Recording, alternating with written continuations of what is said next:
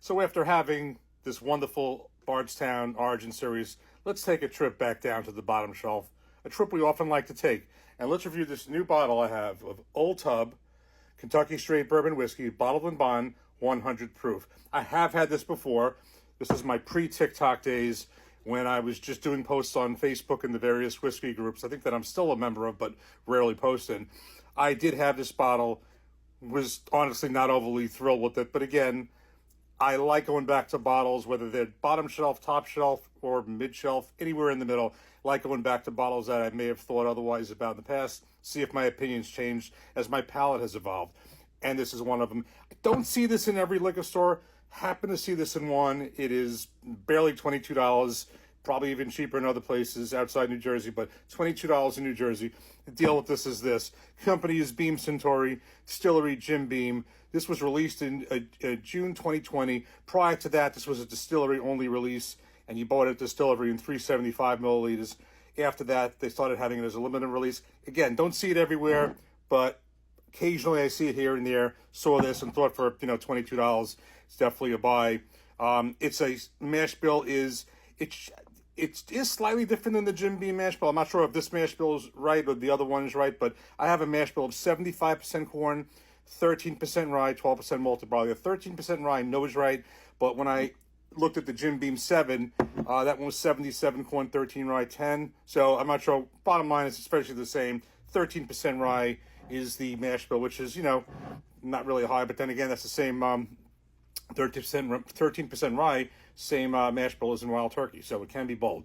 Story with this bottle is, in 1892, when James and Park Beam took over operations, they named the family distillery after their best-selling bourbon brand, which was Old Tub. And Old Tub referred to the large mash tubs in which the mash was mixed, cooked, and stirred by hand.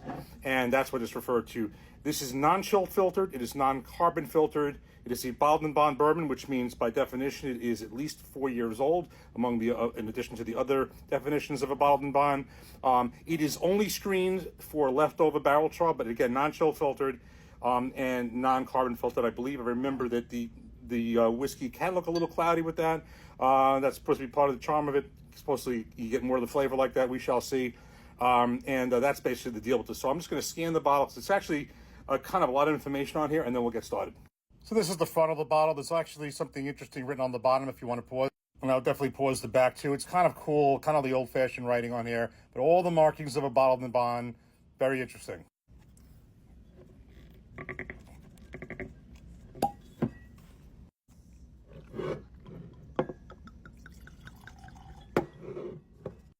Okay, so we have this poured up. You know what? I'm impressed. This is a bottom shelf $22 bottle from Jim Beam, and it's got a cork. And you know what? That was a decent cork pop. That was a really good cork pop.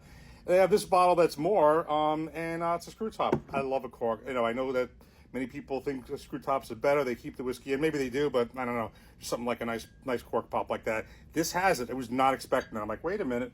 It's pretty sealed, pretty tight too. Anyway, let's get right into this. I think actually there's a lot of good information on that, and it's actually I love bottles that are transparent, where it's bottom shelf, top shelf, and the thing is, after getting done having a great bottle like the Bardstown and stuff, I actually it doesn't make me any less excited or not even doing bottom shelves, because every bottle is different. You might be surprised. I think it's good information, especially going back to something that I maybe didn't like before. I like trying it all. It doesn't matter if it's top shelf, bottom shelf, or any shelf. Let's get right into this one. All right, that's trying to think if that's your typical Jim Beam. I'm not really noting the typical peanut smell I get. Maybe a shade of ethanol, 100 proof. So it smells kind of getting some kind of sweetness. A little oak, but a little mild sweetness. Let's get right into this. Actually, this color is kind of medium. Cheers.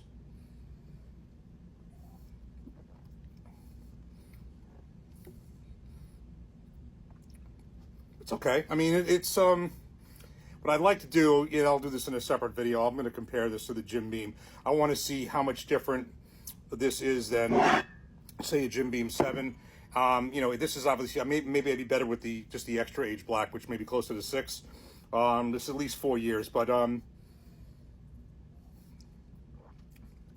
It's got your regular, it's got oak, vanilla, a little bit of rice spice, for your 13% there. It actually has legs that do coat the glass.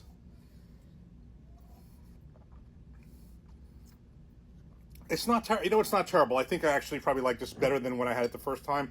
I'm trying to see.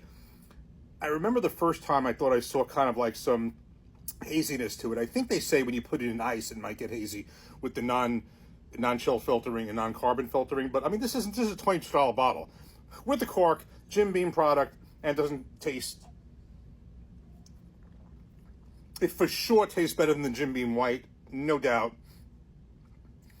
And I'm going to put it against the Jim Beam the black. Actually, in a separate, maybe I'll even do it as a blind. All right. Well, I like this better than the first time I had it. Is this going to win whiskey of the year? No. Well, it's not. It's not a new product. No. But you know what? For $22, this wasn't terrible. I'm going to be honest with you. I could have sworn I thought differently about it in the past. It's got a decent finish.